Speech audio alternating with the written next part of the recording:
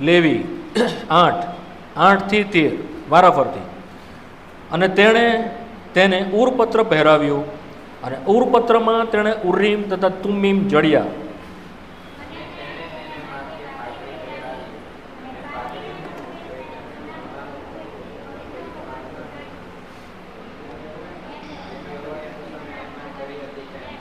અને મૂસાએ અભિષેકનું તેલ લઈને મંડપનો તથા તેમાંના સગડાનો અભિષેક કર્યો ને તેઓને પાવન કર્યા.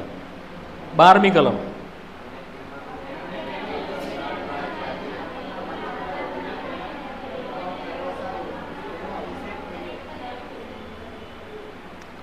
અને મૂસાએ હારૂનના પુત્રોને હાજર કરીને તેઓને અંગરખા પહેરાવ્યા ને તેઓને કમરે પર પટકા બાંધ્યા ને તેઓને માથે ફાળિયા બાંધ્યા, જેમ યહોવાએ મૂસાને આજ્ઞા કરી હતી તેમ. 30મી કલમ સાથે મળીને વાંચીએ, 8 અને 30.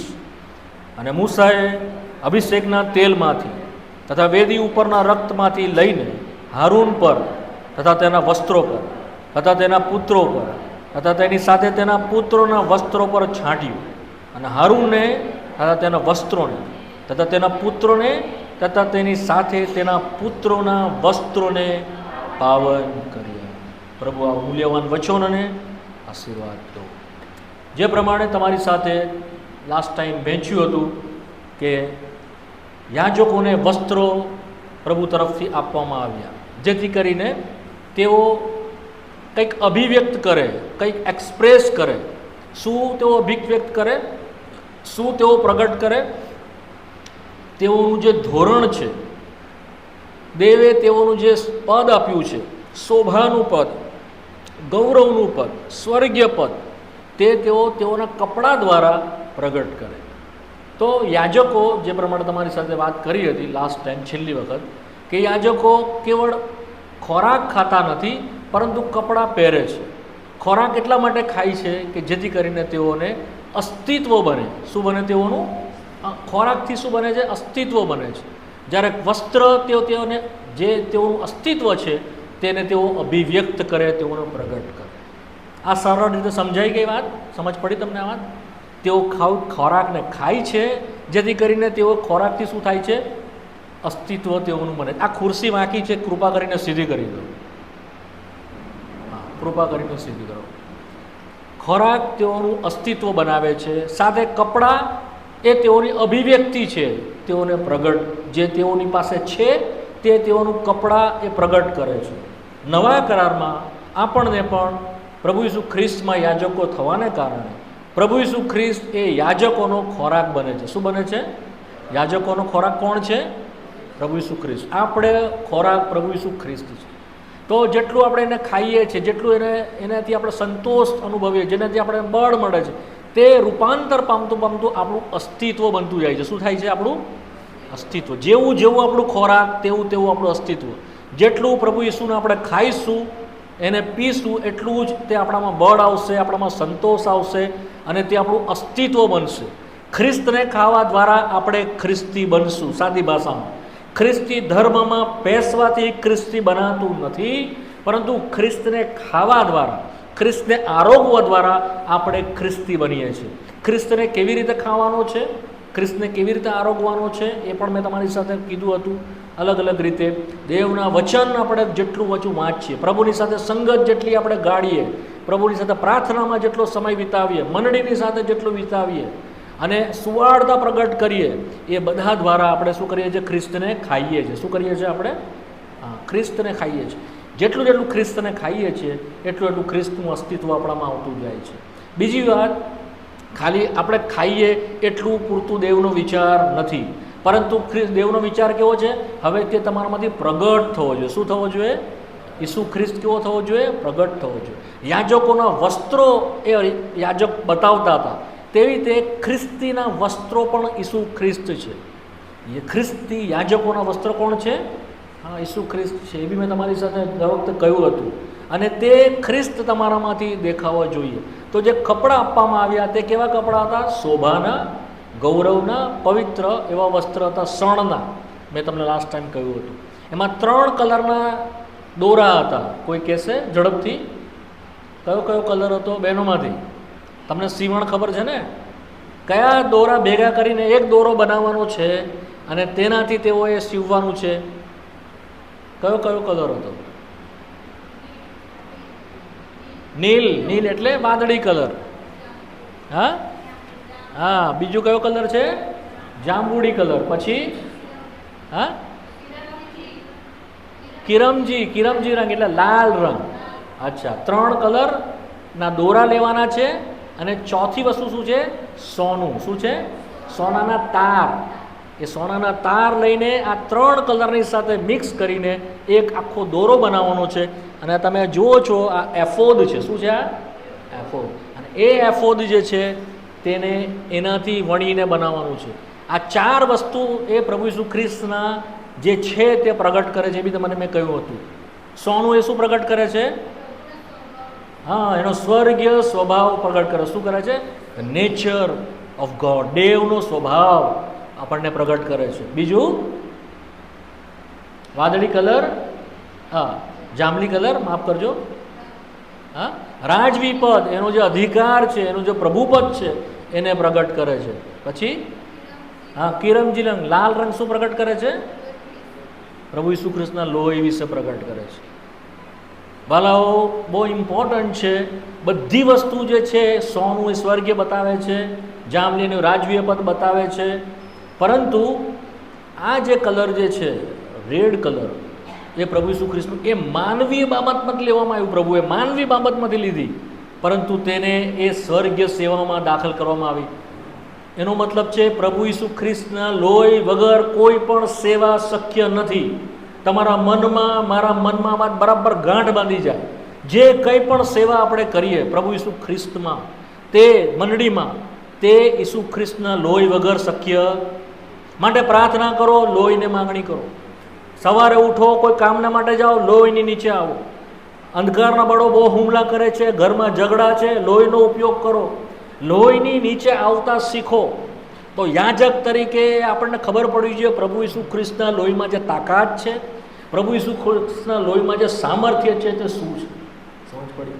અમારે ત્યાં હંમેશા આ પ્રેક્ટિસ કરવામાં આવી છે, આ આદત પાડવામાં આવી છે. અમે સતત એ લોહીનો દાવો કરીએ છીએ. એ લોહીનું નીચે અમે રહેવા પ્રયત્ન કરીએ છીએ. લોહીના ઢાંકણની નીચે અમે માંગીએ છીએ કે પ્રભુ અમને તારા લોહીના ઢાંકણની નીચે માંગો. હમણાં બી આપણે જ્યારે પ્રાર્થના કરી ત્યારે આપણે કહ્યું કે આપણે પ્રભુ ઈસુ ખ્રિસ્તના લોહીના આચ્છાદનની નીચે અમને રહો. આપણા હૃદયની અંદર જો ભયંકર દુર્વાસનાઓ, કપટ અને નથી આપણે છૂટી શકતા, પ્રભુ ઈસુના લોહીનો દાવો કરો, તમે છૂટી જશો. જો ઘરમાં સમસ્યા છે, ઝઘડા છે અને પ્રશ્નોના નિરાકરણ આવતા નથી, ખ્રિસ્તના લોહીનો ઉપયોગ કરો, તમે છૂટી જશો. પાવર, બહુ જબરજસ્ત સામર્થ્ય પ્રભુ ઈસુના લોહીમાં છે. અનંત કાળ સુધી એને સ્વીકારવામાં આવેલું છે પિતા તરફથી. એને લોહીને જોઈને આપણો સનાતન ઉદ્ધાર પ્રભુએ કર્યો છે. એ લોહીને જોઈને તે આપણો સ્વીકાર કરે છે. એ લોહીની અંદર આપણો સનાતન કરાર કર્યો. મેં ઘણું બધું તમને લોહી વિશે કીધું છે. તો એ પ્રભુ હંમેશા સ્મરણમાં રાખે છે, એ કિરમજી લોહી. સમજ પડી મારી વાત? તો આ આપણે જોઈ ગયા છે. હવે એના પર વધારે નથી જોતા. મેં ઘણી બધી વસ્તુ તમને કહી હતી. લાસ્ટ ટાઈમ આપણે અટકી ગયા હતા થોડુંક જોઈને. ઉરપત્રની ઉપર આપણે થોડું જોયું હતું. મારા ખ્યાલથી ઘણું બધું જોઈ ગયું. ઉરપત્ર એ શું બતાવે છે? પ્રભુની સેવા બતાવે. શું બતાવે છે? યાજકીય સેવા. હિબ્રુઓના પત્રના 8મા અધ્યાયની 2જી કલમમાં તે સેવક ઠરેલો છે. શું છે? હા, સર્વકાળના માટે નવા કરારનો શું છે? તે સેવક થયો છે આપણો પ્રભુ ઈસુ ખ્રિસ્ત. તો આપણે પણ એ પ્રભુ એના યાજકો થવાના કારણે આપણને સ્વર્ગીય સેવામાં પ્રભુ આપણને બોલાવ્યા છે. આપણો ભાગ છે. આપણી યોગ્યતાના લીધે તમે ને હું તેની સેવા કરી શકતા નથી. આપણા સારાપણાના લીધે પણ આપણે તેની સેવા કરી શકતા નથી. આપણા જ્ઞાનથી આપણી પાસે બહુ આવડત છે, આપણે બહુ હોશિયાર છે, માટે પ્રભુની સેવા કરી શકતા નથી. પરંતુ ખ્રિસ્તને લીધે એ માન્ય થયેલો હોવાના કારણે એની અંદર સંતાઈને આપણે તેની સેવા કરી શકીએ છીએ. સમજ પડી વાત? તો એ આપણું ઉરપત્ર છે અને તે એ સેવાનું બતાવે છે. કેમ કે એ ઉરપત્ર પહેરીને જ્યારે જતો એફોદ, ત્યારે તે સેવાના માટે એફોદ વગર જતો નહીં. અને ઉરપત્ર તેની ઉપર બાંધેલું હતું. આ ઉરપત્ર છે. શું છે આ? હા, તેના પર 12 પથ્થર હતા, જે ઇઝરાયલના 12 કુળોના નામ છે. અને તે હતા, અને તે મૂલ્યવાન પથ્થર કહેવામાં આવ્યા એટલા માટે કારણ કે તેઓને તરાસેલા છે, તેઓ કિંમતી છે. એ આપણું જીવન વિશે બોલે છે. જેઓની છાતી પર એવા પરિપૂર્ણ એવા સંતો બતાવવામાં આવેલા. શું બતાવેલા છે? Perfect saints. શું છે? પરિપૂર્ણ થયેલા. આપણે છે? આપણે નથી. તેમ છતાં તેણે આપણને પોતાની છાતી પર પરિપૂર્ણ સંત ખ્રિસ્તમાં, મેં કલમ પર તમને વેચેલ, તમે ઈસુ ખ્રિસ્તમાં સંપૂર્ણ થયેલા છો. શું છો? You are complete in him. Colossians chapter 2 verse 15 or 16. આ 10મી કલમ મારા ખ્યાલથી 2 અને 10 છે. કોલોસી 2 અને 10 છે. તમે ઈસુ ખ્રિસ્તમાં સંપૂર્ણ થયેલા છો. વાંચી જાઓ એ કલમ, જો તમને મળે તો વાંચો. કોલોસી 2 અને 10 છે. હા, એ જ છે. ઝડપથી. હા હા, યે આર કમ્પ્લીટ ઇન હિમ. તમે એનામાં સંપૂર્ણ. જ્યારે પિતા આપણને જુએ છે ને, તો તમને ને મને કમ્પ્લીટ જુએ. શું છે? સંપૂર્ણ જુએ છે. તમારામાં કોઈ ડાઘ નથી, તમારામાં કોઈ કરજ નથી, એવા તમને જુએ છે. કોનામાં? ઈસુ ખ્રિસ્તમાં. કોનામાં? અલગ નહીં, ઈસુ ખ્રિસ્તમાં આપણને એવા જુએ છે. તો જ તમે ને હું સેવા કરી શકીએ, તો જ તમે એવા. સાથે સાથે મેં તમને એ પણ કહ્યું હતું કે આની પાછળ 2 પથ્થર હતા, ઉર્રીમ અને તુમ્મીમ. શું હતા? હા, એ એની પાછળ હતા, આમ રાખતા હતા. અને જ્યારે જ્યારે પ્રભુની ઈચ્છા શોધવાની હતી ત્યારે તે કાઢતા. અને એનો ઉપયોગ કેવી રીતે કરતા એ બાઇબલમાં ગુપ્ત રખાયેલું છે, કોઈને ખબર નથી. પણ યાજક એનો ઉપયોગ કરતો પ્રભુની ઈચ્છા શોધવાના માટે. જ્યારે પૂછતા કે અમે ફલિસ્તીઓની પાસેથી લડાઈ કરવા જઈએ, તો પ્રભુને પૂછતા, તો યાજક એનો ઉપયોગ કરતો ને કહેતો, હા જાઓ, હું તમને જીત આપીશ. તો એ લોકો શું કરતા? જતા. જો પ્રભુ ના પાડતો તો એ લોકો જતા. તો ઈશ્વરની ઈચ્છા કોણ શોધતું હતું? યાજક શોધતો. કોણ? હા, યાજક શોધતું. અને એનો ઉપયોગ કરીને શોધતું. એ પણ મેં તમને કલમ વંચાવી હતી, જોઈ લો. એ કલમ 1 સેમ્યુઅલ, 1 સેમ્યુઅલમાં છે એ કલમ. ઘણી બધી જગ્યાએ છે. પહેલાં તો એ કલમ જોઈ લો, તમને મળશે ગણનાનું પુસ્તક 27મો અધ્યાય અને 21મી કલમ. 27 ને 21 ઝડપથી વાંચો, જેને મળે તે. હા હા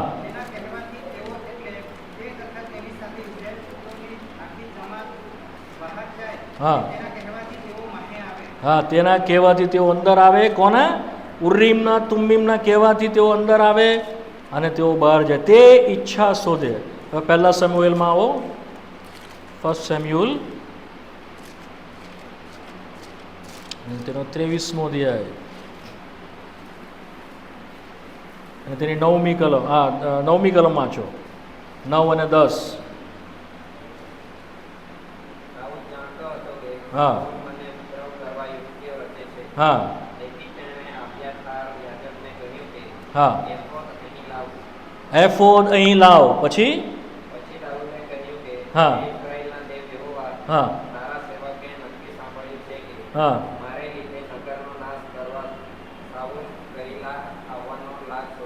હા, 11મી કલમ.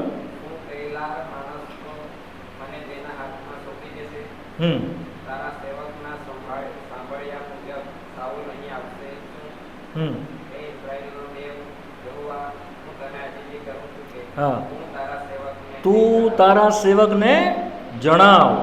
અને યહોવાએ શું કીધું? તે આવશે. પછી પણ આગળ પૂછે છે, શું તે સોંપી દેશે? પ્રભુ કહે છે તે સોંપી દેશે. તો દાઉદ હંમેશા અબિયાથાર યાજક જેની સાથે હતો તારે, સાઉલ તેની પછવાડે પડતો તારે, ફલિસ્તીઓ તેની પાછળ પડતા તારે, હંમેશા કહેતો અબિયાથાર ઝડપથી એફોદ લઈને આવ અને પ્રભુની ઈચ્છા આપણે શોધીએ. તરત તેઓ પ્રભુની ઈચ્છા શોધતા અને તરત પ્રભુ પોતાની ઈચ્છા પ્રગટ. જો 29મા અધ્યાયમાં પણ છે, તો આપણે એક કલમ છે 30મા અધ્યાયમાં, 1 સેમ્યુઅલ 30મો અધ્યાયમાં બધી એક કલમ છે, જોઈ લો. 7મી કલમ.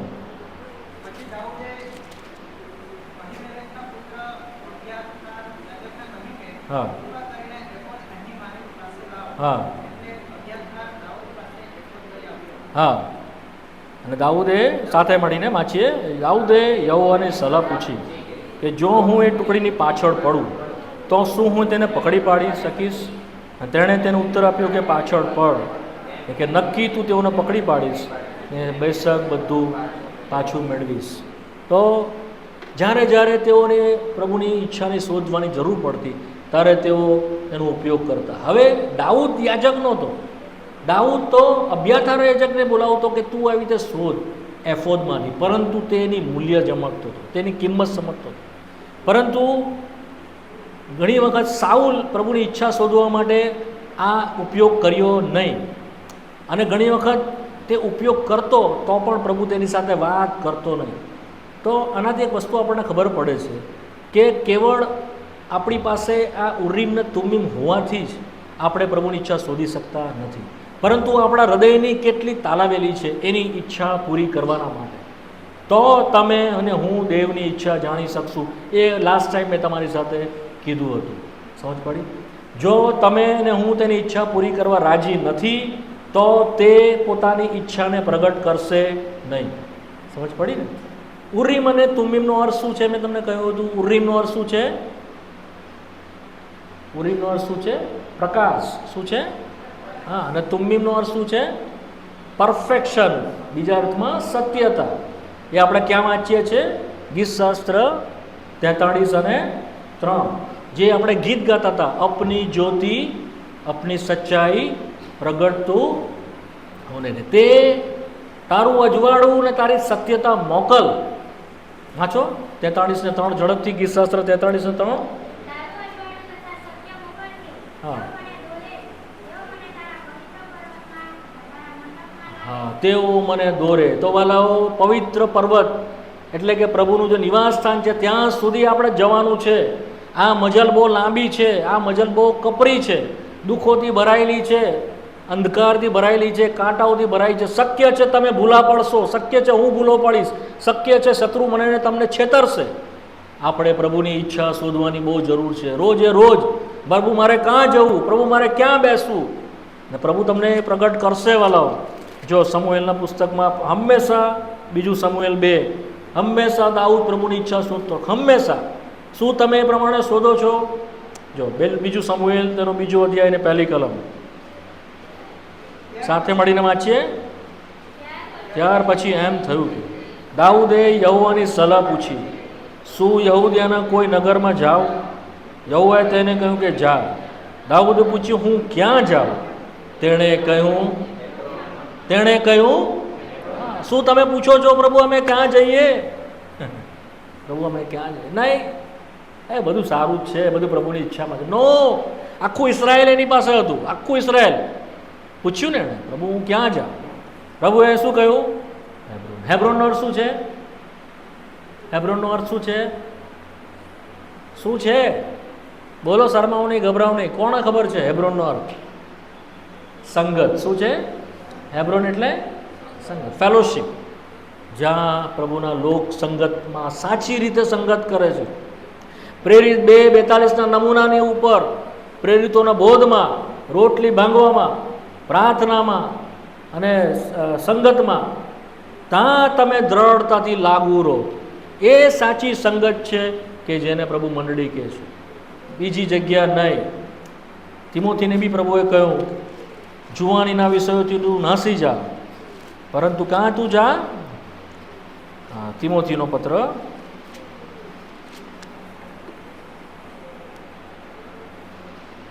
1 તિમોથી, બીજો તિમોથી 2 અધ્યાય 22મી કલમ સાથે મળીને વાંચીએ. 2 તિમોથી 2 અને 22 ઝડપથી વાંચીએ.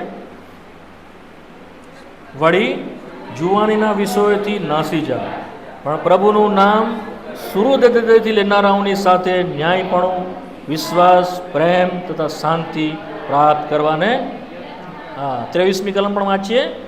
મૂર્ખતાથી ભરેલા અજ્ઞાનવાદીઓથી વિવાદ ઉત્પન્ન થાય છે, એમ સમજીને તેઓથી દૂર રહો. એવી બધી વસ્તુઓ, શું સાચું શું ખોટું, ડોન્ટ. ઇફ યુ હેવ, જો તમને શાંતિ પ્રભુ તરફથી મળી છે, જો પ્રભુ તરફથી તમને દોરવણી મળી છે, જો દેવના વચનથી તમને પ્રભુએ ખાતરી કરાવી છે, તમારા મનમાં પ્રભુ જો બોજ આપ્યો છે અને પ્રભુએ પ્રકાશ આપ્યો છે તમને, અજવાળું અને સત્યતા, ધેન યુ ટુ ઓબે, તો પ્રભુને અધીન થાવ. તમારી આગળ ઉરીમ ને તુમ્મીમ ખુલ્લા પડેલા છે. તમારી આગળ અજવાળું આપ્યું છે દેવે, તમને સત્ય પ્રગટ કર્યું છે. એવી જગ્યાએ ક્યાં તમે જાઓ? જુવાનીના વિષયથી નાસી જા, પણ પ્રભુનું નામ શુદ્ધ હૃદયથી લેનારાઓની સાથે. ક્યાં શુદ્ધ હૃદયવાળા લોક છે? ક્યાં પ્રભુ તને મહિમા આપનારા લોક છે? ક્યાં પ્રભુ તારી ઈચ્છા પૂરી કરનારા લોક છે? ક્યાં તને ખુશ કરનારા લોક છે? ક્યાં ગાડી તારી પાછળ પૂરા મનથી પૂરા જીવથી ચાલનારા લોક છે? ક્યાં પ્રભુ જગતથી અલગ થયેલા લોક છે? ક્યાં પ્રભુ તારા સારું તૈયાર થતા લોક છે? મને ત્યાં લઈ જા. અને જો ત્યાં 2 માણસ હશે, હું તેમાંનો ત્રીજો હોઈશ. જો ત્યાં 1 હશે તો હું ત્યાં આગળ બીજો હોઈશ. જો ત્યાં 10 હશે તો હું ત્યાં 11મો હોઈશ. ભલે 1000 નહીં હોય, ભલે લાખ નહીં હોય, પણ આવા સાચા લોક જે હેબ્રોન છે, હું ત્યાં જઈશ, હું ત્યાં જઈશ, હું ત્યાં જઈશ. અને એકજૂટ તેઓની સાથે થઈને પ્રભુને સારું. તો આ ઉર્રીમ ને તુમ્મીમ છે. સમજ પડી એ વાત? સમજ પડી? શું તમે ઉર્રીમના તુમ્મીમના અનુભવમાં છો? જો તમે યાજક છો તો તમે ઉર્રીમ ને તુમ્મીમના અનુભવમાં છો. તમે અજવાળું પામ્યા છો, તમે સત્યતા પામ્યા છો. નહીં તો યાજક હોવા છતાં ઉર્રીમ ને તુમ્મીમ અંદર ગજવામાં છે. તમે એનો ઉપયોગ કર્યો નથી. તમારી પાસે અજવાળું હજુ પણ નથી. તમારી પાસે સત્યતા નથી. દેવનું અજવાળું તેનું વચન આપે છે. તારા પગોને સારું મારું વચન દીવારૂપ, તારા માર્ગોને સારું તે અજવાળું રૂપ છે. તારું વચન એ સત્ય પણ છે. તેનાથી તું મને પવિત્ર કર. સાથે સાથે તેનો પવિત્ર આત્મા તે સત્ય છે. તો દેવનું વચન અને પવિત્ર આત્મા આપણને દોરશે. દેવનું વચન અને પવિત્ર આત્મા આપણને બોજ આપશે. દેવનું વચન અને પવિત્ર આત્મા આપણને કાયલ કરશે. તમે નહીં માનવા ચાહો તો પણ તમને બળ જબરી કરશે. અંદર તમને બેચેન બનાવશે. તમારી રાતની ઊંઘ લઈ લેશે. તમારા કામમાં મન નહીં લાગે. અને જો તમે તો પણ કઠણ થશો, હું તો પણ કઠણ થઈશ, તો પ્રભુ કઠણ રીતે વર્તશે. રોગ લાવશે, માંદગી લાવશે, દુઃખો લાવશે. દરવાજા બધા બંધ કરી દેશે, જેથી કરીને ફરીને પ્રભુ તરફ તમે જાઓ, જ્યાં તમારા માટે તેણે હેબ્રોન રાખ્યું છે.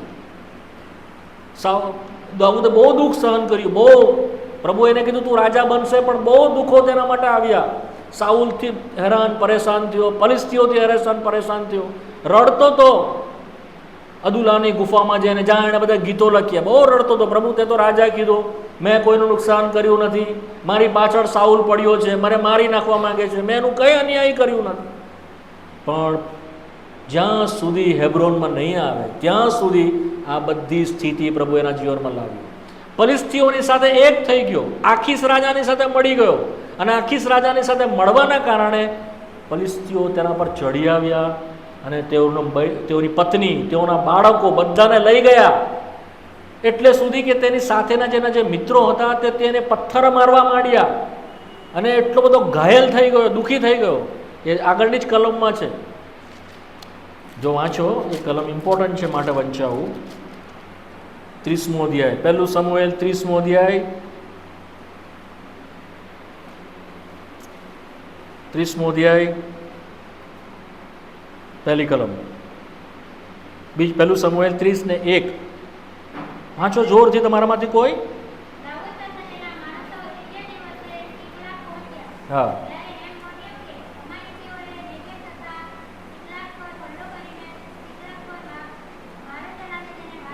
હા, સિકલાગને બાળી દીધું. જ્યાં ગાડી દાઉદ રહેતો હતો.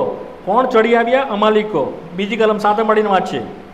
અને તેમાંથી સ્ત્રીઓને તથા નાના મોટા સર્વને કેદ પકડ્યા હતા.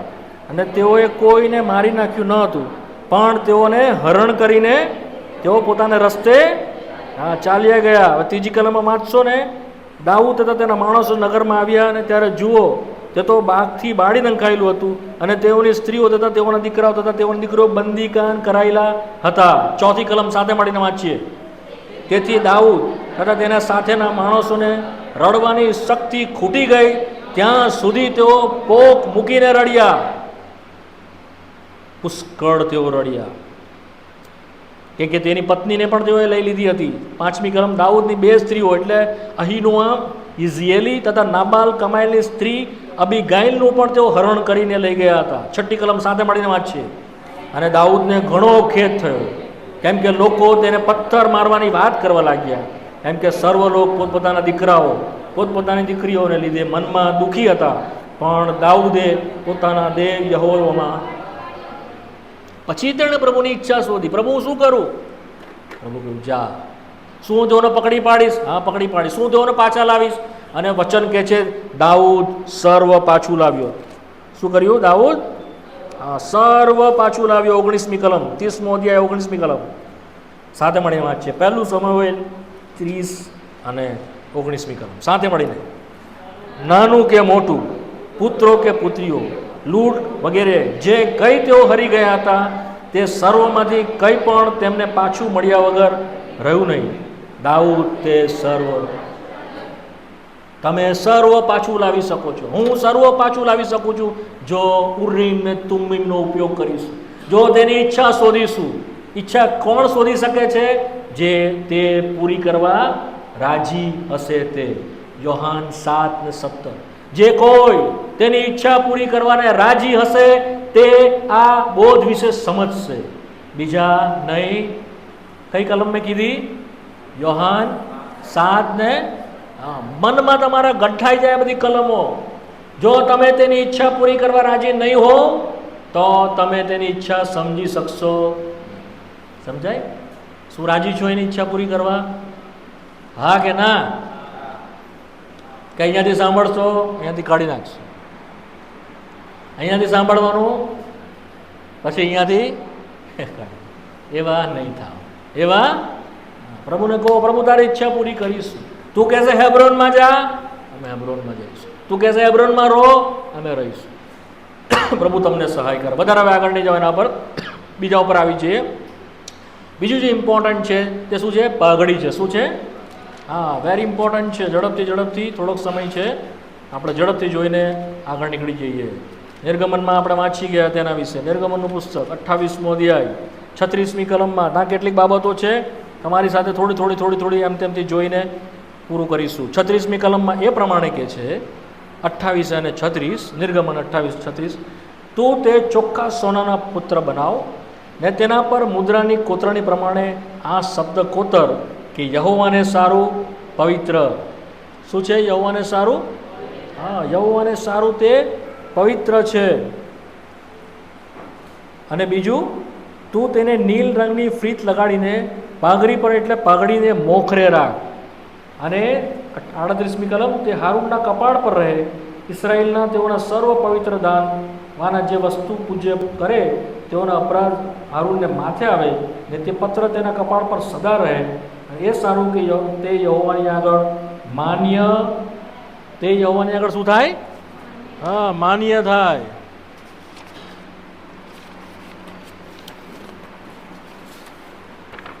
આ તે છે. શું છે?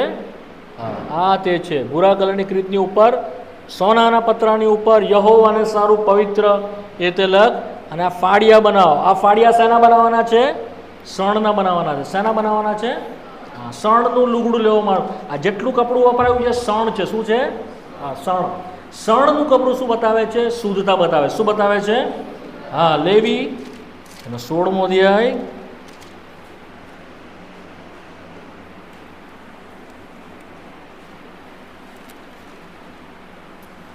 તેની 4થી કલમ છે મારા ખ્યાલથી.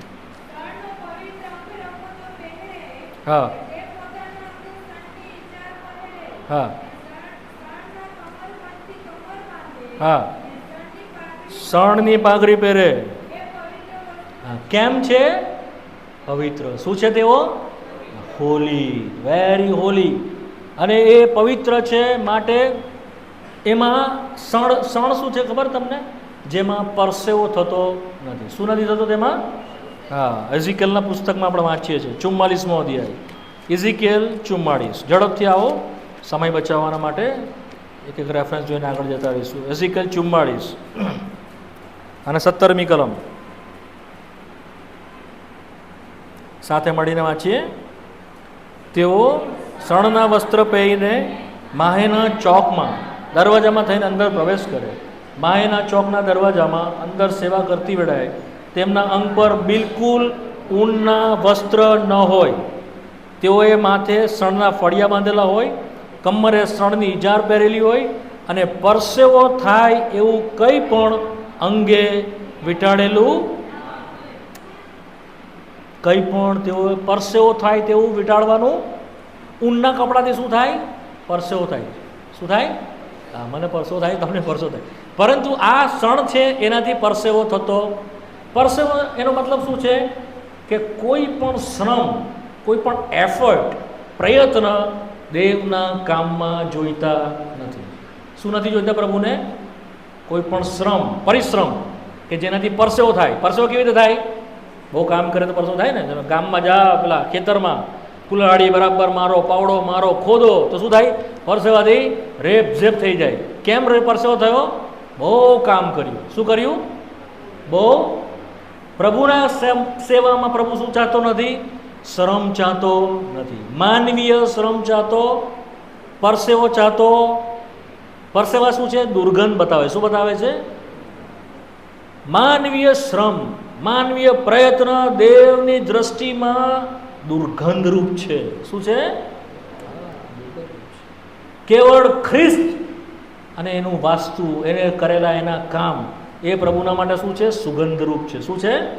હા, સ્વીટ ફ્લેવર, સ્વીટ અરોમા એ શબ્દ વાપરેલો છે.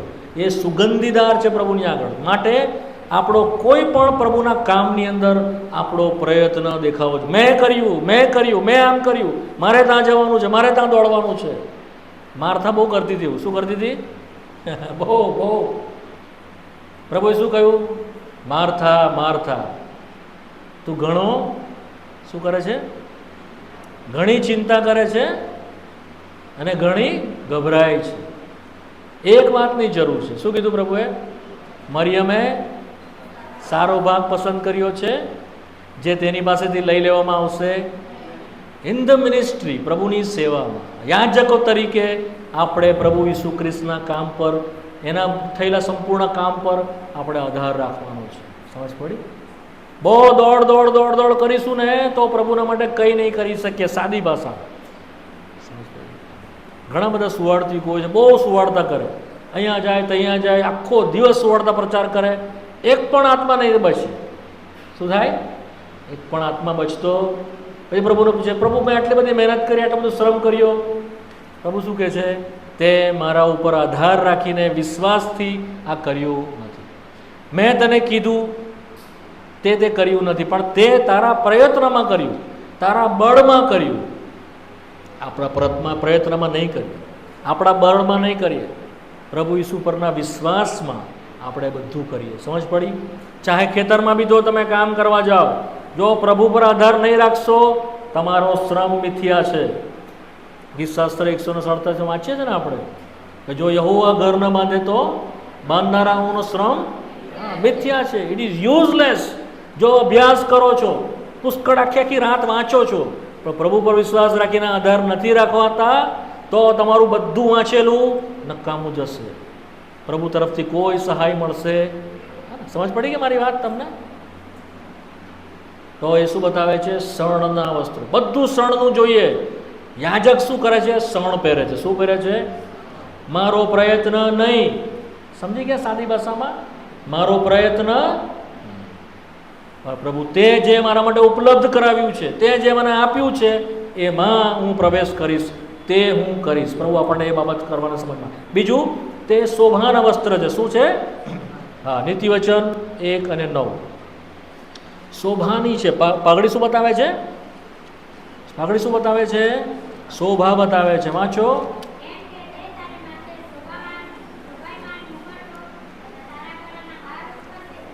હા, શું છે? શોભાયમાન છે. તે આપણા માતા શોભા છે. બીજું, તે ન્યાયપણું છે. શું બતાવે છે? પાઘડી એ શું બતાવે છે? હા, ન્યાયપણું બતાવે છે. અયુબનું પુસ્તક તમે લખી લો. એ કલમ ઘરે જઈને એનું મનન કરજો. હું ફક્ત કલમ આપીને તમને આગળ જતો રહું છું, સમજાવવાનો વધારે નથી. અયુબ 29 14મી કલમ વાંચો, ઝડપથી વાંચો. હા હા હા, મારો ન્યાય મારા વસ્તે કેવો છે? જામા અને પાઘડી જેવો.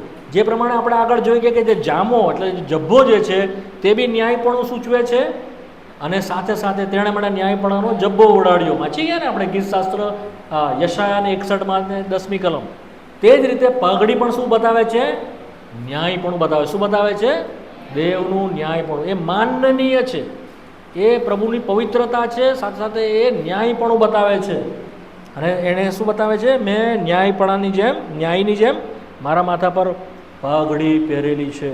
અને આપણે એક્સોડસમાં એટલે નિર્ગમન 28માં વાંચી ગયા, તે પવિત્રતા બતાવે છે.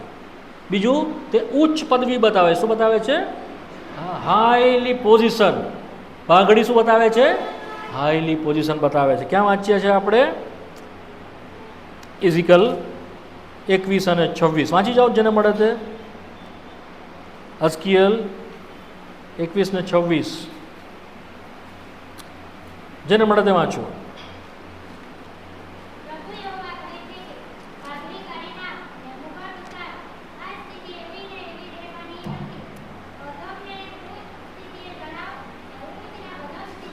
હા, તારી પાઘડી નીચે નાખી દે, કારણ કે તું હવે ઉપર નહીં રહેશે, તું નીચે જતો રહેવાનો છે. પાઘડી શું બતાવે છે? ઉચ્ચ સ્થિતિ બતાવે. શું બતાવે છે? Highly position. તો પ્રભુ ઈસુ ખ્રિસ્તમાં આપણને પ્રભુએ પાઘડી પહેરાવી છે. શું પહેરાવી છે આપણને? તો ન કેવળ તેણે આપણા કપડાં ઢાંકીને આપણું શરીર ઢાંકી દીધું, પણ તેણે આપણું માથું પણ ઢાંકી દીધું. શું કર્યું છે એણે? તેણે આપણું શું કર્યું છે? માથું. આપણી પાસે પહેરવાના માટે માથા પર ખ્રિસ્ત સિવાય બીજું કંઈ નથી. બોલો મારી સાથે. માથા પર મારી પાસે ખ્રિસ્ત સિવાય પહેરવાના માટે બીજું કંઈ નથી. ખ્રિસ્ત મારું ન્યાયપણું છે. ખ્રિસ્ત મારી શોભા. ખ્રિસ્ત મારું ગૌરવ. ખ્રિસ્ત મારું ઉચ્ચ પદવી છે. પ્રભુ સહાય કરે આ વાતને સમજવાના. જ્યારે એણે આપણા માથા પર ઢાંક્યું, હવે આપણે કોઈ રીતે પ્રભુ આપણે દેખાતા નથી દેવની આગળ. આપણને માનનીય સેવા પ્રભુએ આપી. શું આપી છે? તમને એમ થાય કે મારી કોઈ વિસાત નથી, મારું કોઈ મૂલ્ય નથી, મને કોણ ઓળખે, હું ક્યાં જન્મ્યો, મારું કુળ, મારું કુટુંબ, મારું ભણતર, મારું એજ્યુકેશન, કશું કોઈ મૂલ્ય નથી. પણ પ્રભુ તમારું મૂલ્ય કરે. શું કરે છે? પ્રભુની દ્રષ્ટિમાં તમે શું છો? મૂલ્યવાન છો. તું મારી દ્રષ્ટિમાં મૂલ્યવાન થયો છે. ગીતશાસ્ત્ર યશાયા 41માં વાંચીએ છીએ, તું મારી દ્રષ્ટિમાં કેવો છે? You are precious. યશાયા 41માં એ કલમ છે, વાંચી લો. એ કલમ સરસ છે, માટે વાંચીશું આપણે. યશાયા 43માં છે, માફ કરજો, 43 ને 4, 43:4. હા, તું સન્માન પામેલો છે. હા, મેં તારા પર. હા, વોટ અ વન્ડરફુલ. પછી હા, તારા જીવને બદલે લોકો આપીશ. તો આ કેવી રીતે બન્યું? કેવી રીતે આપણે મૂલ્યવાન થયા? કેવી રીતે આપણે સન્માન પામેલા બન્યા? આપણે મૂલ્યવાન હતા? નહીં. આપણે સન્માન પામેલા હતા? નહીં. ગીતશાસ્ત્રના 8મા અધ્યાયની અંદર એક વાત લખેલી છે. તમે આવો ત્યાં આગળ. ગીતશાસ્ત્ર 8મો અધ્યાય. ગીતશાસ્ત્ર 8, ત્યાં એક કલમને વાંચીએ છીએ.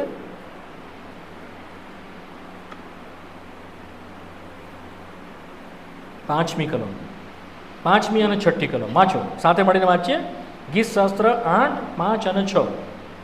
કેમ કે તે તેને દેવ કરતાં થોડો જ કરતો સૂજ્યો છે, તે તેના પર ગૌરવ તથા માનનો મુગટ મૂકે છે. તારા હાથના કામ પર તે તેને અધિકાર આપ્યો છે, તે તેના પગ તળે. ગીત કરતા દાઉદ આ માણસને અપાયેલો ગૌરવ અને મહિમા વિશે બોલે છે કે જ્યારે માણસે પાપ કર્યું તે પહેલાં આદમને પ્રભુએ આપેલો હતો. આદમને જ્યારે પ્રભુએ બનાવ્યો ત્યારે એને પુષ્કળ મહિમા અને માન આપેલું હતું. તેને દૂતો કરતાં થોડોક નીચે મૂક્યો, પણ બીજા બધાના કરતાં તેને ઉપર મૂક્યો છે. સમજ પડી વાત? તમે આદમને પાપ કર્યા પહેલાં પ્રભુએ પુષ્કળ મહિમા આપેલો. એના જેવું કોઈ નહોતું. એના જેવું બુદ્ધિમાન, એના જેવું જ્ઞાનમાં, એના જેવું સુંદરતામાં, એની જેવી પવિત્રતામાં, શુદ્ધતામાં, સામર્થ્યમાં બીજું કોઈ નહોતું. જે બધા બનાવેલામાં ઉત્પન્ન કરેલી વસ્તુ હતું એમાં સર્વથી શ્રેષ્ઠ કોણ હતો? આદમ હતો. કોણ હતો? માટે એક ગીત કરતા કહે છે કે તે તેને દૂતો કરતાં થોડોક ઉતરતો સર્જ્યો છે. કોને? માણસને. અને એના માથા પર શું મૂકેલું છે? ગૌરવ તથા માનનો મુગટ. પણ જ્યારે પાપ કર્યું ત્યારે એ મુગટ શું થયો? પડી ગયો. શું થયો? હા, પડી ગયો. એ મહિમા જતો રહ્યો, એ શોભા જતી રહી, એ આદર, એ સન્માન, એ અધિકાર, એ ગૌરવ શું થયું? બધું જતું રહ્યું. હવે આવો હિબ્રુઓનો પત્ર બીજો અધ્યાય. હિબ્રુઓનો પત્ર બીજો અધ્યાય. થોડીક અઘરી વાત છે પણ પ્રભુ તમને સમજાવે, મને સમજાવે. હિબ્રુઓનો પત્ર બીજો અધ્યાય 6ઠી કલમ. એક હું વાંચીશ, 7મી તમે વાંચજો. એવી રીતે વાંચીએ વારા પરથી. 6ઠી કલમ હું વાંચીશ, 7મી તમે. પણ એક સ્થળે કોઈ એક એવી સાક્ષી પૂરી છે, માણસ તે કોણ છે કે તું તેનું સ્મરણ કરે, અથવા મનુષ્યપુત્ર કોણ છે કે તું તેની મુલાકાત લે.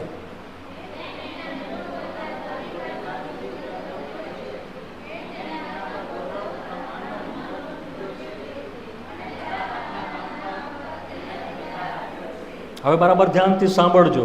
8મી કલમ હું વાંચું છું. તે તેના પગ તળે સગડું મૂક્યું છે, તો સગડું તેને સ્વાધીન કરવાથી તેને સ્વાધીન ન કર્યું હોય એવું તેણે કંઈ રહેવા દીધું નહીં, પણ એ સગડું તેને સ્વાધીન કર્યું એમ હજી સુધી આપણી નજરે પડતું નથી. સાંભળ્યું તમે? સાંભળ્યું? પાછું વાંચું છું, પાછલો ભાગ. એમ હજી સુધી આપણી નજરે પડતું નથી. એના માથા પર ગૌરવ દેખાતો નથી, એના માથા પર મુગટ દેખાતો નથી, એનામાં મહિમા દેખાતો નથી. માણસ તો પડી ગયેલું છે, માણસ તો નિર્બળ છે, માણસ તો હારેલું છે, શ્રાપની નીચે છે, દંડની નીચે છે. એનું લાંબુ આયુષ્ય નથી. 60 વર્ષમાં મરી જશે, 70 વર્ષમાં મળી જશે, એનું કંઈ ઠેકાણું નથી. તો મારનો મુગટ છે ક્યાં? ગૌરવનો મુગટ છે ક્યાં? શોભાનો મુગટ કેમ છે ક્યાં? એવું પૂછે છે. કેમ કે અમને દેખાતું, અમને નજરે પડતું, તમે તો દૂતો કરતાં નીચે મૂક્યો હોય ને, એના માથા પર મુગટ મૂકેલો છે, ગૌરવ છે, પણ નજરે પડતું એવું લખે છે. અચ્છા, હવે વાંચીએ 9મી કલમ સાથે મળી. પણ ઈસુ, જેને દેવની કૃપાથી સર્વ માણસોને મરણ પામવાને અર્થે દૂતો કરતાં થોડી વાર સુધી ઉતરતો કરવામાં આવ્યો, અને પછી મરણ સેવાના લીધે જેના ઉપર ગૌરવ તથા માનનો મુગટ આપવામાં આવ્યો, તેને જોઈએ. તેને કોને જોઈએ છે? કોને? ઈસુને. કોને જોઈએ છે? માણસને તો જોતું નથી. માણસ તો દેખાતો નથી એવો કે જેના પર ગૌરવનો માનનો મુગટ છે, જે ગીતશાસ્ત્ર 8માં વાગી ગયા, વાંચી ગયા. એ દેખાતું તમને સમજ પડી? તમારા માથા પર મુગટ નહીં, તમે કહો હું રાજા છું, તમે કે તમારો મુગટ ક્યાં છે? તમારા માથા પર તો મુગટ તો દેખાતો નથી. કહીએ ને, દેખાવો જોઈએ ને. આજે કોઈની પાસે ગૌરવ, કોઈની પાસે મહિમા, આદર, પવિત્રતા, શોભા માણસની પાસે તો કે હવે નજર તો પડતું નથી. પણ કોને જોઈએ છે? ઈસુને. કેવી રીતે એને જોઈએ છે? જેને દૂતો કરતા નીચે ઉતારવામાં આવ્યો. વાંચીએ ને. પણ ઈસુ, જેને દેવની કૃપાથી સર્વ માણસોને સારું મરણ પામવાના અર્થે દૂતો કરતા થોડી વાર સુધી કેવો કરવામાં આવ્યો? ઉતરતો કરવામાં આવ્યો. પછી મરણ સેવાના લીધે જેના પર ગૌરવ તથા મહિમાનો. એનો મતલબ શું છે? એ રાજાઓનો રાજા, પ્રભુઓનો પ્રભુ, આકાશોના આકાશ પર બિરાજમાન ઈસુ ખ્રિસ્ત માણસની જગ્યા પર આવ્યો, દૂત કરતા નીચે. એવી જગ્યાએ કે જ્યાં મુગટ નહોતો, જ્યાં ગૌરવ નહોતો, એવી જગ્યાએ આવ્યો, દુઃખ સહ્યું, મરણ પામ્યો, અને ફરી પિતાએ તેને શું કર્યો? ઉઠાવ્યો. અને ઉઠાવીને હવે શું છે? તેના માથા ઉપર ગૌરવને મહિમાનો મુગટ છે. કોના માથા ઉપર છે? કોના? કેવળ ઈસુ? માણસ ઈસુ. કયો ઈસુ? માણસ ઈસુ, કે જે માણસ બન્યો. સમજ પડી વાત? કોના માટે? આપણા માટે. કોના માટે? આપણા માથા પર મહિમા અને ગૌરવનો મુગટ. હવે તમે સમજ્યા? જો તમે ને હું યાજક તરીકે આ મુગટ તમારા મારા માથા પર આવે છે, કોના કારણે? સમજ પડી વાત? સમજ પડી? સ્તુતિ થાવ. તો આ વાતને સમજો, કેવી કિંમત ભરી આપી તેણે. કેવું લોહી તેણે વેવડાવ્યું, કેવું બલિદાન તેણે આપ્યું, કે જેથી કરીને આપણને ફરીને તે કેમાં લાવે? ગૌરવમાં લાવે. કેમાં લાવે? મહિમામાં લાવે, શોભામાં લાવે. એ જ વાત લખી છે. 10મી કલમ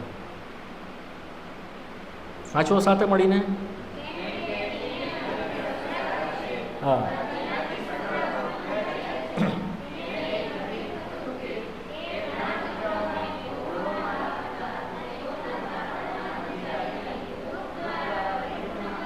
હા, ઘણા દીકરાઓને કેમાં લાવે?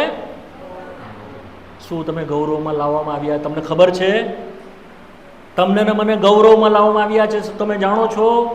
તો જ્યારે ભજન કરો ત્યારે બોલો, સ્તુતિ કરો ત્યારે બોલો, પ્રભુ તું મને ગૌરવમાં લાવ્યો, તે મારા માથા પર ગૌરવનો તથા મહિમાનો મુગટ મૂક્યો છે, કારણ કે તમે યાજક થયા છો. માથા પર વગરના મુગટ વગરના યાજક નથી. તારા માથા ઉપર શું કરે? એના ઉપર ફાળીઓ લગાવ, એના ઉપર કિરીટ બાંધ, સોનાનું પતરું લગાવ અને શું કે? યહોવાને સારું. આપણે નહોતા, પણ પ્રભુએ આપણને આપ્યા. તો યાજક તરીકે જ્યારે પૃથ્વી પર જીવીએ ત્યારે સભાનતાની સાથે જીવીએ. દેવને સારું, પવિત્ર. કેવા? દેવને સારું, બહુ કિંમત ભરીને આપણને મહિમા તથા ગૌરવનો મુગટ મૂકવામાં આવ્યો છે, જેથી કરીને તેના બલિદાનથી આપણને પવિત્ર કરવામાં આવ્યા છે. એક જ બલિદાનથી. જો પછીની કલમ 11મી કલમ વાંચે સાથે, કેમ કે જે પવિત્ર કરે છે ને જેઓને પવિત્ર કરવામાં આવે છે તેઓ સર્વ એકથી, માટે તે શરમાતો નથી, માટે તે આપણને ભાઈઓ કહે છે, તે આપણને પોતાના ગણે છે, કારણ કે તે આપણને ગૌરવમાં લાવે છે. જો તમે આ સમજશો વાલાઓ, તો તમે એની પાછળ ચાલવાનું માટે પણ મન તમારું થશે, એને સારું જીવવાના માટે બી મન થશે. તો આ સૌથી પહેલું છે, તે પવિત્ર, પ્રભુને સારું અલગ, પ્રભુને સારું પવિત્ર. પછી બીજું શું બતાવે છે? તે અભિષેક બતાવે. શું બતાવે છે? હા, તું તેઓના માથા પર, મેં તમને કહ્યું ને 7મો અધ્યાય આપણે વાંચતા હતા, લેવીનો 8મો અધ્યાય, તું તેઓનો અભિષેક કર. એ કલમી મેં વંચાવી, એ જોઈને બંધ કરીશું. 5 મિનિટ્સ ઓનલી. લેવી 8મો અધ્યાય, લેવી 8, 9મી કલમ અને ત્યારબાદ 12મી કલમ. 9મી કલમ અને 12મી કલમ ઝડપથી વાંચીએ.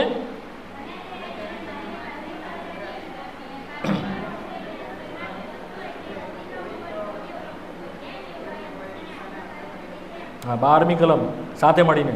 અને તેણે અભિષેકના તેલમાંથી હારૂનના માથા પર રેડીને તેને પાવન કરવા સારું તેનો અભિષેક કર્યો. પાવન કરવા સારું તેનો માથા ઉપર. હવે અહીંયા છે ને બહુ બધા લોકો મિસઅન્ડરસ્ટેન્ડિંગ કરે છે. આને બરાબર સમજવું જોઈએ, પરંતુ ડોક્ટ્રિનલ છે. થોડુંક તમારી સાથે વહેંચું, ડિટેલમાં નહીં કહું. કેવળ હારૂનના માથાનો અભિષેક થયેલો છે. કોનો અભિષેક થયો છે? ઓનલી અનોઇન્ટેડ એરોન હેડ. એના દીકરાઓના માથાનો અભિષેક થયેલો નથી. આ ડોક્ટ્રિન છે, સિદ્ધાંત છે, ક્રમ છે. ઘણા બધા લોકો આ સમજતા નથી. 99.99%. જો 30મી કલમ વાંચું. અને મૂસાએ વાંચીએ સાથે. મૂસાએ અભિષેકના તેલમાંથી અથવા વેદી પરના રક્તમાંથી લઈને હારૂને તેના વસ્ત્રો પર, તેના પુત્રો પર, તેની સાથે તેના વસ્ત્રો પર છાંટ્યું. હારૂનના વસ્ત્રોને તથા પુત્રોને તથા તેની સાથે તેના પુત્રને પાવન કર્યું. તેઓના કપડા પર છાંટ્યું, પુત્રોના અભિષેક તેઓને કર્યો. પણ માથા પર કોનો અભિષેક થયેલો છે? હારૂન. કોનો? આ અધિકારનો અભિષેક છે. શું છે? ઘણા બધા લોકો અભિષેક માંગ કરે છે. અધિકારનો અભિષેક ઈસુ ખ્રિસ્ત સિવાય નવા કરારમાં કોઈનો નથી.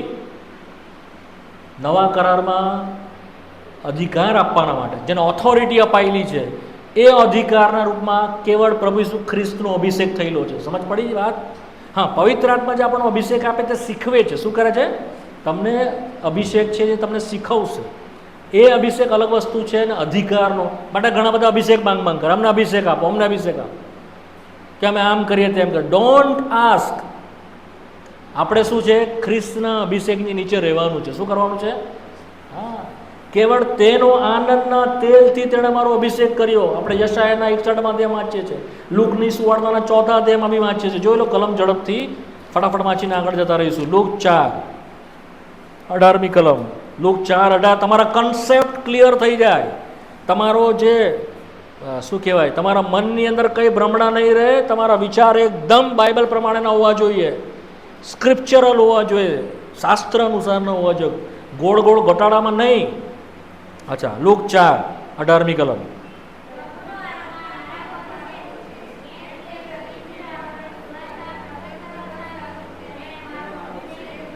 કોણે મારો અભિષેક કર્યો છે? તેણે મારો. હા, પછી આગળ ઘણી બધી કલમો છે, તમે વાંચજો. હમણાં છોડી દઉં છું. હવે પ્રેરિતોના કૃત્યમાં આવો, 4થો અધ્યાય. તમને ખાલી કલમ આપી દઉં છું. પ્રેરિત 4:27મી કલમ. સાથે મળીને વાંચો, સાથે મળીને.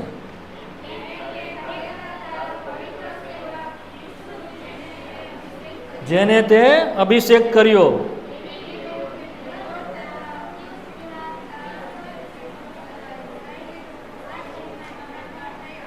હા, 10મો અધ્યાય 38મી કલમ. પ્રેરિત 10:38. ઝડપથી વાંચો.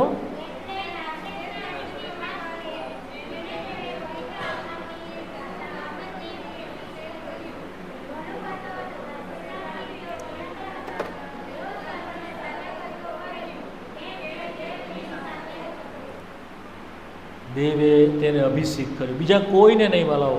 માટે ગેરસમજ નહીં કરીએ. બહુ બધા નીકળેલા છે, અભિષેક દાસ, અભિષેક સેવક. નો એટ ઓલ. જૂના કરારમાં હતું, નવા કરારમાં નહીં. સમજ પડી ગઈ? ખ્રિસ્તના શિરનો અભિષેક કર્યો છે. આપણે તેના મંડળીના ભાગ હોવાના કારણે એ અભિષેક આપણી પર ઉતરે છે. શું થાય છે? જેમ તેના વસ્ત્રો પર ઉપર્યો. અને ગીતશાસ્ત્ર 139માં વાંચીએ, 131માં વાંચીએ છીએ, હારૂનની માથા પરથી તેલ દાઢી પર ઉતરતું એના કપડાં સુધી અભિષેકનું તેલ ઉતરે છે. તો આપણી ઉપર એ અભિષેક રહે છે, પણ કોનો? ખ્રિસ્તના લીધે. સમજ પડી ગઈ? આપણો સેપરેટ કોઈ અધિકાર નથી. આપણે આમ દોડીએ, મને અધિકાર આપ્યો છે, આમ દોડીએ, મને અધિકાર આપ્યો છે, હું પેલા લોકોને મારી નાખું, પ્રભુ મને અધિકાર આપ્યો છે. નો. સમજ પડી? હું પેલા લોકોને ઉઠાડું, મને પ્રભુએ અધિકાર આપ્યો છે. નો. અધિકાર કોને અપાયેલો છે? જો સર્વ આકાશ તથા પૃથ્વી પર સર્વ અધિકાર મને આપવામાં આવ્યો છે. માથી 28 ને 20. સર્વ અધિકાર કોને આપેલો છે? ખ્રિસ્તને. કદી નહીં ભૂલીએ વાલા. અને એ અધિકારની નીચે આપણે રહેતા શીખવું જોઈએ. કદી પણ આપણે એનો અધિકારનું ઉલ્લંઘન કરવું જોઈએ નહીં. સાદી ભાષામાં એનાથી આગળ જવું જોઈએ નહીં. શું કરવું જોઈએ નહીં? જો તે તમને કહે અહીંયાથી અટકી જાઓ, તો તમારે ને મારે અટકી જવાનું. સમજ પડી ગઈ? દેવે અધિકાર એના આપ્યો છે. સમજ પડે? હું તમને કહેવા માગું છું, કદી પણ એ અધિકારનો સામનો નહીં કરો વાલાઓ. તમે દુઃખ ભોગવશો, તમે હેરાન પરેશાન થઈ જશો, નિરાશ થઈ જશો. એ અધિકારની નીચે રહો. શું કરો? પ્રભુ પદની નીચે નમાવો, એના શિર પદની નીચે નમાવો. એનો મતલબ જ એ છે, એના અધિકારની નીચે જીવતા શીખો. તો રોજ સવારે જ્યારે પ્રાર્થના કરો ત્યારે એ કરો પ્રાર્થના, પ્રભુ મને તારા અધિકારની નીચે રહેતા શીખવ. શું પ્રાર્થના કરવાની? તારા અધિકારની નીચે રહેતા મને જીવતા શીખવ. તારા અધિકારની બહાર નહીં. આપણો પિતાનો આપણી ઉપર અધિકાર હોય છે ને, આપણા મા બાપનો આપણી પર અધિકાર હોય છે. આપણે એની બહાર જતા રહીએ છીએ. તમારી ઈચ્છા વિરુદ્ધ હું આમ કરીશ, તમારી ઈચ્છા વિરુદ્ધ હું લગ્ન કરીશ, તમારી ઈચ્છા વિરુદ્ધ હું ઘર છોડીને જતો રહીશ. પછી શું થાય? રડીએ, દુઃખી થઈએ અને પાછા અધિકારને ઉઠાપીએ છીએ આપણે. તો આકાશનો અધિકાર, પૃથ્વીનો અધિકાર જેને આપ્યો છે એને આપણે ઉઠાપવો જોઈએ. એ તમને કે અહીંયા જાઓ તો જવાનું, એ તમને ના પાડે કે અહીંયા નહીં જવાનું તો નહીં જ જવાનું. અધિકારને કદી ઉઠાપીએ નહીં. હિબ્રુ 1 અને 9.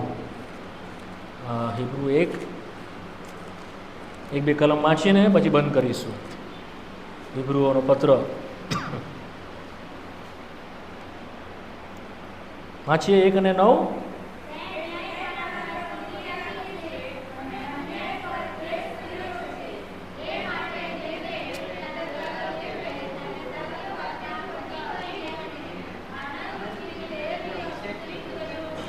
આનંદરૂપી તેલથી તારા દેવે, કેમ કે તે ન્યાયપણાની ઉપર પ્રીતિ રાખી અને અન્યાયનો આ એક જ હતો પ્રભુ ઈસુ ખ્રિસ્ત જેણે ન્યાયપણાની ઉપર પ્રીતિ રાખી, પોતાનો પ્રાણ મરતા સુધી રેડ્યો. કોણ? દેવ માણસ બનીને આવે? કોણ આવે? કોઈ આવે? એ માણસ બનીને આવી. માણસ બનીને આવીને પોતાને ખાલી કર્યું એટલું નથી, પરંતુ વધસ્તંભ સુધી શરમ ઉઠાવતો ઉઠાવતો ગયો. ગભાણમાંથી જન્મ્યો, કપડાં હતા નહીં પહેરવાના માટે, એક જોડ કપડામાં તે રહેતો. ખાવાના માટે રોટલી હતી નહીં, બીજાની પૂંજીની ઉપર આધાર રાખતો. રહેવાના માટે માથું મૂકવાને ઠામ કે ઠેકાણું નહોતું. અબાબીલને માળો અને ચકલીને માળો, અબાબીલને ઘર છે પણ માણસ નથી ઘરાને માથું મૂકવાનું ઠામ કે ઠેકાણું. દુઃખો, તુચકાર, અપમાન, નિંદા સહન કરતો કરતો ગયો. ન્યાયપણાની ઉપર પ્રીતિ રાખી. શું કરીએ એણે? આપણે શું કરીએ છીએ? ન્યાયપણાને ચાહતા. આપણે અન્યાય જ ગમે. આપણને પાપ એટલું બધું આપણને ગમે છે ને કે જેની પૂછો જ નહીં વાત. બહુ ગમે પાપ. પણ તેણે શું કર્યું છે? ન્યાયપણાની ઉપર પ્રીતિ રાખી છે. માટે એના આનંદના તેલથી દેવે અભિષેક કરેલો છે પ્રભુ ઈસુ ખ્રિસ્તનો. મને નથી ખબર તમને કેટલી સમજણ પડે છે બધી વાતો, પરંતુ એટલું જ સમજીએ કે જ્યારે આપણે યાજક છે અને પગડી આપણા માથા પર મૂકેલી છે, દેવને સારું પવિત્ર આપણને કરેલા છે, આપણે દેવને સારું અભિષેક આપણને કરેલા છે, તો એ અભિષેક એટલે ખ્રિસ્તના અભિષેકની નીચે આપણે રહેતા અને જીવતા શીખીએ. દેવે ઘણું બધું એના વિશે હતું, પણ સમય પૂરો થઈ ગયો, બહુ લેટ થયું છે, માટે હું વધારે નહીં કહું. આજ સાંજે જે 2-3 વાત તમારા મનમાં મૂકવા માગું છું એ લઈને ઘરે જાઓ. યાજક તરીકે એના કપડાં જે છે આપણામાંથી પ્રભુ ઈસુ ખ્રિસ્ત દેખાવો જોઈએ. શું દેખાવો જોઈએ? પ્રભુ ઈસુ ખ્રિસ્ત. હા, એનું સ્વર્ગીય જીવન, એનો સ્વર્ગીય સ્વભાવ આપણામાંથી દેખાવો જોઈએ. એની સ્વર્ગીય બોલી આપણાથી દેખાવી જોઈએ. કોઈ લોકો તમારી સાથે બેસે તો એમને ખબર પડવી જોઈએ કે તમારી સાથે તમે પ્રભુ ઈસુના જેવા છો. તમારાથી કંટાળવા જોઈએ નહીં. તમારી હાજરીમાં લોકોને શાંતિ અનુભવવી જોઈએ. તમારી હાજરીમાં દેવની હાજરી તેઓ અનુભવવી જોઈએ. તમારી સાથે જ્યારે બેસે ત્યારે તેઓ જીવન પામીને જવા જોઈએ. એ લોકોને ખબર પડવી જોઈએ કે આ તો પૃથ્વીના લોક છે, પણ કોઈ અલગ લોકો છે, આની પાસે કંઈ અલગ છે, એ દેખાવું જોઈએ. યાજકની વાત ખાલી શબ્દોમાં નથી, જીવનમાં છે. જો એ નથી દેખાતું તો યાજકના કપડાં દેખાતા નથી. હજુ પણ આપણી પાસે એવા ગંધાતા અયોગ્ય કપડાં પહેરીને આપણે બેઠા છીએ. પ્રભુ ચાહતો નથી. યાજકના કપડાં પહેરો, યાજકના કપડાં પહેરો, ખ્રિસ્તને દેખાડો. એ તમારા કપડાં નથી, એ ખ્રિસ્ત છે જેને તમે ને મેં શું કરેલો છે? પહેરેલો છે. શું કરેલો છે આપણે? હા, પહેરેલો છે. આપણા માથાની ઉપર પણ જે ગૌરવ અને મહિમા દેખાવું છે. હવે આપણા માથા પર શરમ દેખાવી જોઈએ નહીં, અપમાન દેખાવું જોઈએ નહીં, અને અધિકાર વિનાનું જીવન દેખાવું જોઈએ નહીં. જ્યાં જ્યાં ઊભા રહો, જ્યારે બીજા માટે પ્રાર્થના કરો તો અધિકારની સાથે પ્રાર્થના કરો. શત્રુને ધમકાવો ઈસુ ખ્રિસ્તના નામમાં. જો કોઈ દુઃખમાં છે તો અધિકારથી તેને છોડાવો. તમારી પાસે અધિકાર છે ખ્રિસ્તમાં અપાયો, અલગ નહીં, ખ્રિસ્તમાં, ખ્રિસ્તના નામમાં, ખ્રિસ્તના લોહીમાં. માટે પ્રાર્થના કરો.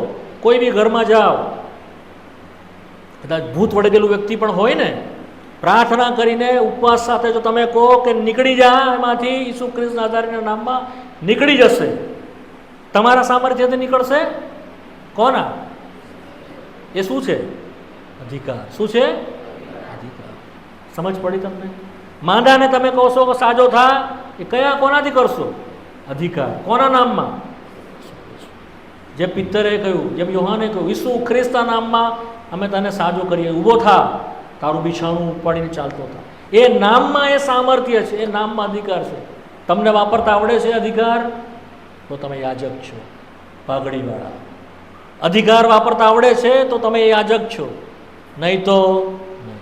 વાપરશો અધિકારને? હા, ગભરાશો નહીં, સાતાનથી ગભરાવાની નહીં, મુશ્કેલીથી બી ગભરાવાનું નહીં. રમજુબેન, હા, ઈસુ ખ્રિસ્તના નામમાં ઊભા થવાનું, બિલકુલ ગભરાવાનું નહીં. પ્રભુએ તમને ખ્રિસ્તમાં અધિકાર આપ્યો છે. પ્રાર્થના કરીએ. ઘૂંટણ પર આવીએ, નાની પ્રાર્થના કરીશું. ઉતાવળ નહીં કરજો, બાથરૂમમાં નહીં જજો, પ્રભુની આગળ થોડોક સમય બેસો, પ્રભુને કહો, પ્રભુ તમે અમને યાજકો બનાવ્યા છે, તમારો આભાર. તમે યાજકોના વસ્ત્ર એટલે કે પ્રભુ ઈસુ ખ્રિસ્તને અમને પહેરવાના માટે આપ્યા છે, તમારો આભાર માનીએ છીએ.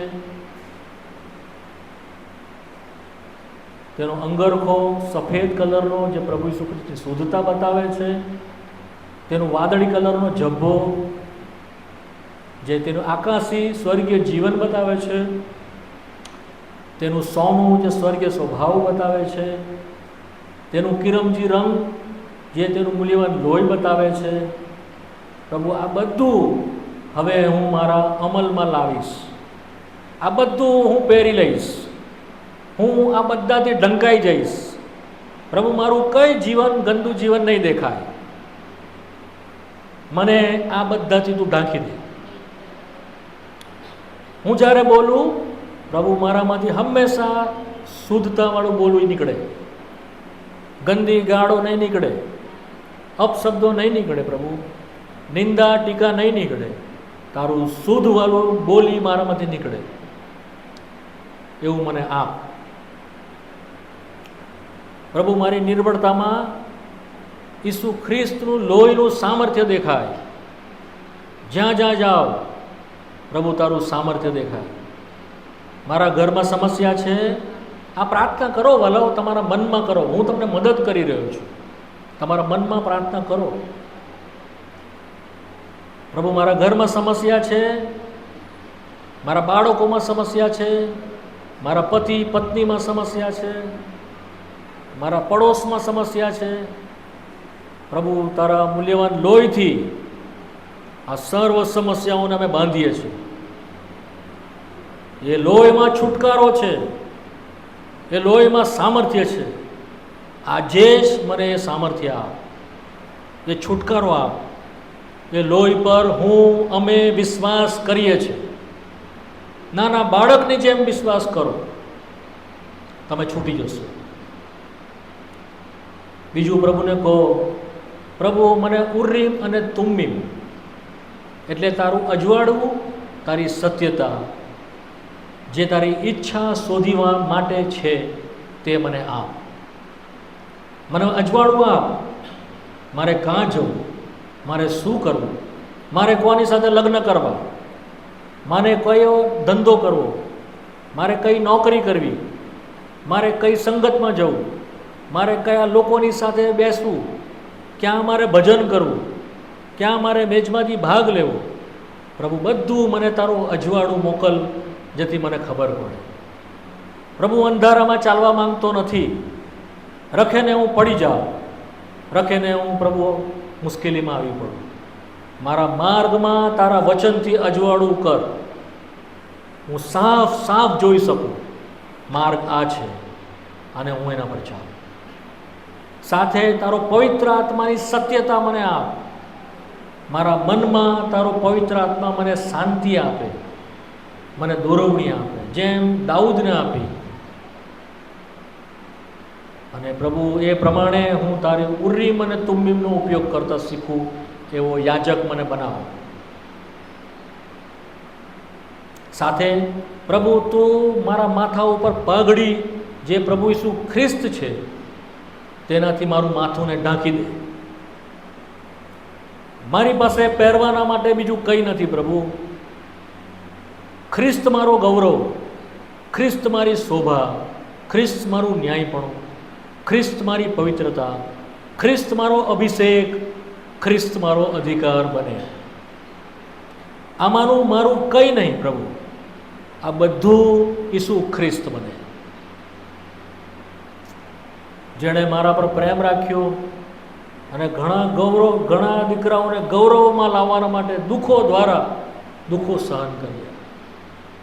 હે પ્રભુ, એના માટે તમારો આભાર. મને એ ગૌરવવાળું જીવન જીવતા શીખાડ. હું શરમાવું નહીં. જ્યાં કંઈ ઊભો રહું, ગૌરવથી મારું જીવન દેખાય, આદરયુક્ત મારું જીવન દેખાય. હું જ્યારે બોલું ત્યારે લોકો શરમાઈ જાય. મારી હાજરીમાં તારી પ્રભુતા દેખાય, તારો અધિકાર દેખાય.